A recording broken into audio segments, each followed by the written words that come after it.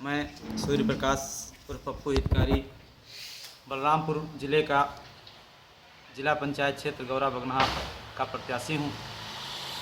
मैं माननीय राज्य मंत्री श्री एसपी यादव साहब के पुत्रवधू के सामने चुनाव लड़ा हूँ। 9 तारीख को चुनाव के दिन माननीय मंत्री जी के लोगों ने, जिसमें आदर्श यादव, रत्नेश यादव उर्फ सुज्जू तथा तरुण वर्मा और उनके अन्य 6-7 साथियों ने इटई बूथ पर बूथ कैप्चर किया, जिसमें बैलेट पेपर पर कप प्लेट के निशान पे उन्होंने मोहर लगाया, जिसके सैकड़ों स्थानीय गवाह हैं। कप प्लेट किसका था? कप प्लेट चुनाव निशान अनुप्रिया यादव जी का था, जो माननीय मंत्री जी की पुत्रवधू हैं, और जिसका वीडियो फुटेज भी है जो नेट पर डाला गया है, तमाम लोगों के पास है। ये इसका जब लोगों ने विरोध किया तो वहाँ पे जो चुनाव लड़ रहे थे उन प्रत्याशियों पर माननीय मंत्री जी ने दबाव डाला, जिसमें से मैं भी हूँ। मैं एक दलित परिवार से बिलोंग रखता हूँ। मैं एक पेशे से अधिवक्ता हूँ, बलरामपुर में वकालत करता हूँ। मुझ पर इसलिए दबाव डाला गया कि मैं दलित परिवार का हूँ, सामान्य सीट पे उनके सामने चुनाव क्यों लड़ रहा हूँ। भारतीय संविधान में सबको चुनाव लड़ने का अधिकार है।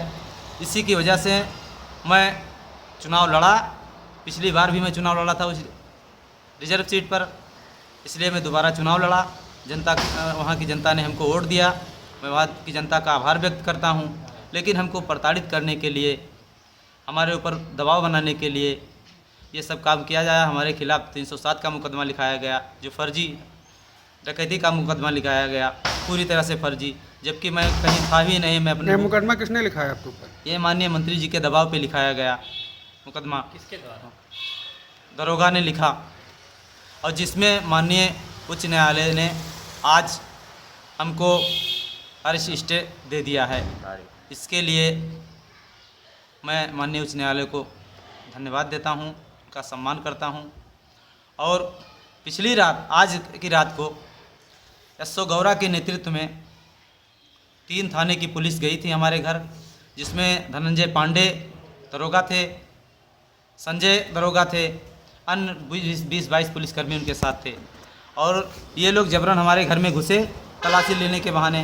जब हमारी पत्नी चंद्रा हितकारी ने इसका विरोध किया कि आप लोग क्यों हमारे घर में घुस रहे हैं, कि हमारे पति ने कोई गुनाह किया है, वो कोई आतंकवादी तो है नहीं जिसकी वजह से आप बार बार हमारे घर में आते हैं। आप 10 तारीख को भी हमारे घर में आए, तलाशी लिए, सामान पलट दिया। बीच में 15 तारीख को फिर गए, आप लोगों ने तलाशी लिया, पुलिस वालों ने औरतों के साथ बेहूदगी की, और आज फिर आप आए हैं, हम लोग आपको घुसने नहीं देंगे। तब 15-20 औरतों ने उनको रोका।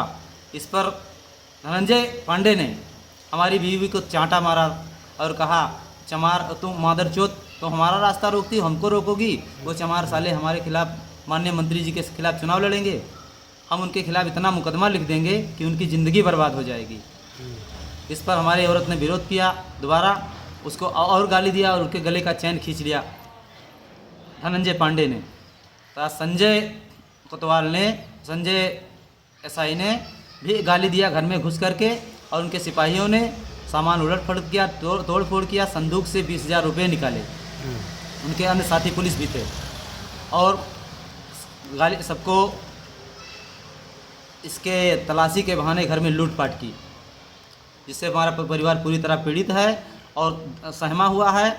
अब ये माननीय उत्तर प्रदेश शासन की व्यवस्था है, शासन के माननीय मंत्री जी की व्यवस्था है, ये उनका निर्णय है। अब ये भारतीय संविधान में सबको चुनाव लड़ने का अधिकार है।